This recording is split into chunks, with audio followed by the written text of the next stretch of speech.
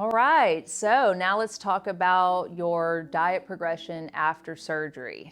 Once you have bariatric surgery, it's very important that you follow a very slow progression with your diet in order to allow your stomach time to heal. It's pretty common for most bariatric programs to start you on a clear liquid diet, then slowly transition you to full liquids, purees, and onto soft foods, and eventually solid foods. But what's different about each program is how long you should be on each stage.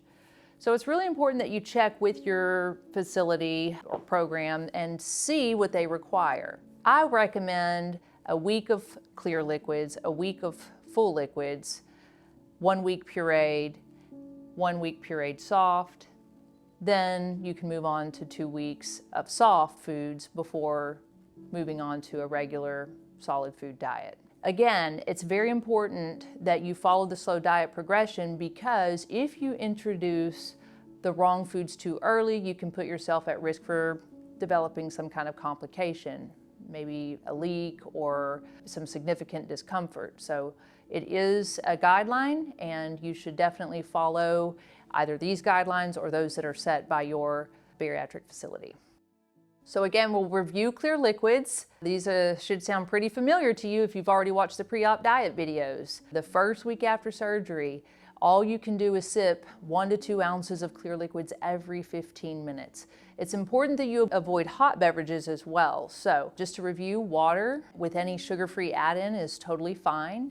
You could have sugar-free Jell-O, sugar-free popsicles. You could sip on some warm broth. You could even have something like Gatorade, sugar-free Gatorade, or sugar-free Powerade, or any sort of sugar-free electrolyte drink. Sometimes I like to suggest a low-calorie electrolyte drink, such as G2, rather than sugar-free Gatorade, so at least you can get some kind of calories in. Another good option during this particular week is making bone broth, or even you can purchase bone broth at your local grocery store. Bone broth is a little bit different than your regular broth in that it has just a little bit more protein in it and a little bit more fat content, and is going to give you a little bit more nourishment during that first week. You have to think about it. The day before surgery and this first week after surgery, you're only taking in sugar-free clear liquids, and that's not very many calories. In fact, it's almost none. So I would definitely incorporate the G2 and the bone broth as part of your clear liquids. You also might keep in mind a clear liquid protein drink. There's lots of protein waters out there that would be beneficial to you during this time. Then, once you make it through your first week, you transition to full liquids. Remember, you can always have something from a previous stage. So you can have anything clear as you transition to full liquids. And you can start incorporating your normal protein shakes. Perhaps you have some leftover protein powder from your full liquid pre-op diet. Or maybe you have a ready-made protein shake already made up that you plan on using. In either case, you could allow those in. And you can also start incorporating things like the cream soups. Be sure that they're fat-free. You could also incorporate runny cream of wheat, runny grits. It's important to hold off on oatmeal until the 3rd week out, because it's got a little bit more fiber in it. You're not quite ready for that fibers of a food just yet. So again, your full liquids are your shakes, your fat-free cream soups, and thin, runny cream of wheat or grits, as well as yogurt, light yogurt, Greek yogurt, or fat-free cottage cheese. After you spend a week on full liquids, you want to transition to a pureed stage. Pureed means everything is soft and mushy. I like to call this the baby food stage. So again, you can have anything clear, liquid, or full liquid, and now you can start introducing foods such as refried beans, maybe some unsweetened applesauce, mashed banana, mashed avocado, mashed potato or sweet potato. I also like to recommend a product, Amy's Organic Soups. 3 soups in particular I think are helpful are butternut squash soup, lentil soup, or split pea soup. These are all very, very soft and can usually go down pretty easily during that 3rd week. You might also consider making things like smoothies. Maybe instead of just drinking a protein shake by itself, you might blend it up with a soft fruit such as a banana And if you want to decide, if you added some softened oats to that smoothie, that would also be a good idea.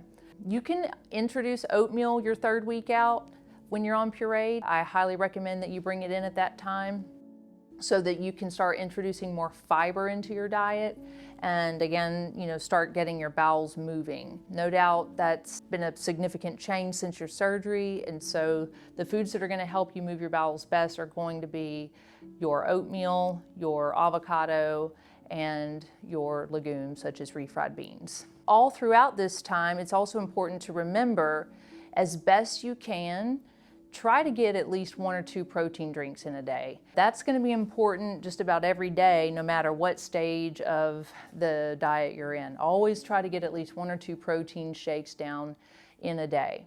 Always try to sip your clear liquids every 10 to 15 minutes. Just take little 1 to 2 ounce sips of, water or whatever hydrating liquid you're going with for that particular time. Also remember that you need to start keeping liquids separate from foods. That really doesn't come into play until you hit your 3rd week after surgery and start introducing your pureed foods.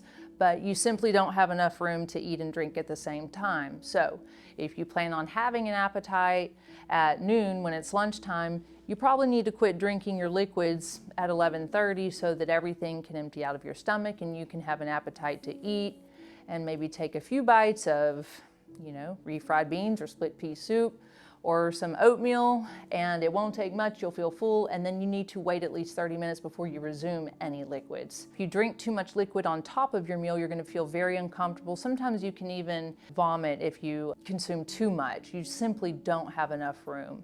But more often than not, you'll feel very, very uncomfortable for a while. So please remember, don't eat and drink at the same time once you start eating your solid foods. So that's the first 3 stages. It's a lot to think about because now you've spent a week on liquids before surgery, you've spent 2 weeks on liquids after surgery, and finally you're moving into pureed foods. It's not an easy thing to do, but you can do it. I hope this helps, and good luck, everyone.